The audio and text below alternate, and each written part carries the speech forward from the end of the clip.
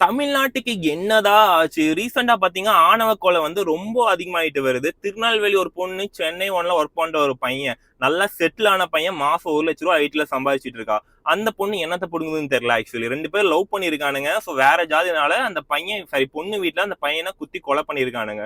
So இப்போ நல்ல ஒரு செட்டில் ஆன பையன், நல்ல கேரக்டர் இருக்க பையன் கிடைக்கிறது ரொம்ப கஷ்டம். நல்ல கேரக்டர் ஃபேஸ் பார்த்தாலே தெரியுது. நல்ல கேரக்டர் இருக்க பையன், மாசம் நல்லா இருக்க பையன். ஸோ இது தவிர உங்களுக்கு என்ன தேவைப்படுதுன்னு எனக்கு தெரியல.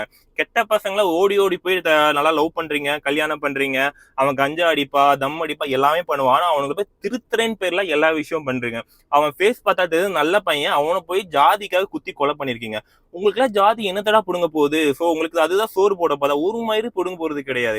இதுக்காக நீங்க உயிரே தண்டிருக்கீங்க. ஜாதி வெறி பிடிச்சி நிறைய பேர் இப்படிதான் சுத்திட்டு இருக்கீங்க. ஆணவ கொலை வந்து ரொம்ப அதிகமா போயிட்டு இருக்கு. தயவு செஞ்சு இது வந்து கவர்மெண்ட் ஏதோ ஒரு ஆக்ஷன் எடுத்தா ரொம்ப நல்லா இருக்கும். நானும் தான் லவ் பண்ற பொண்ணு வேற ஜாதி, நானும் வேற ஜாதி தான். சோ ஆல்மோஸ்ட் வீட்டுல ஓகே சொல்லிட்டாங்க.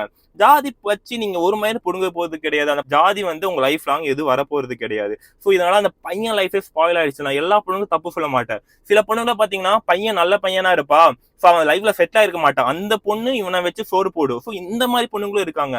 சில பொண்ணுங்க வந்து வீட்டுக்கு பயந்துட்டு இவ்வளவு வருஷம் லவ் பண்ண பையனே பாத்தீங்கன்னா யாருன்னே தெரியாது, தூக்கி வீசிட்டு போறானுங்க. அப்படிதான் அந்த பொண்ணும் பண்ணிருக்கு. சோ இதெல்லாம் பாத்தீங்கன்னா சுத்தமா தாங்கிக்க முடியாத ஒரு விஷயம். டெக்னாலஜி எவ்வளவோ டெவலப் ஆயிருக்கு. இப்ப ஏஐ பாத்தீங்கன்னா அவ்வளவு இதா போயிட்டு இருக்கு. ஒரு சென்டென்ஸ் கொடுத்தா போதும், அதை அப்படியே டெவலப் பண்ணி தருது. அந்த அளவுக்கு டெவலப் ஆன ஒரு விஷயத்த இப்ப வந்து இவங்க ஜாதியை டெவலப் பண்ணிட்டு இருக்கானுங்க. தயவு செஞ்சு கவர்மெண்ட் நீங்க ஏதாவது ஒரு ஆக்ஷன் எடுங்க. இல்லைன்னா இந்த மாதிரி விஷயம் நிறைய நடக்கும். நல்லா லவ் பண்ற பசங்க, உண்மையா இருக்க பசங்க, சொசைட்டிக்கு ஏதாவது பண்ணணும்னு நினைக்கிற பசங்க இப்படிதான் செத்துட்டே இருப்பானுங்க.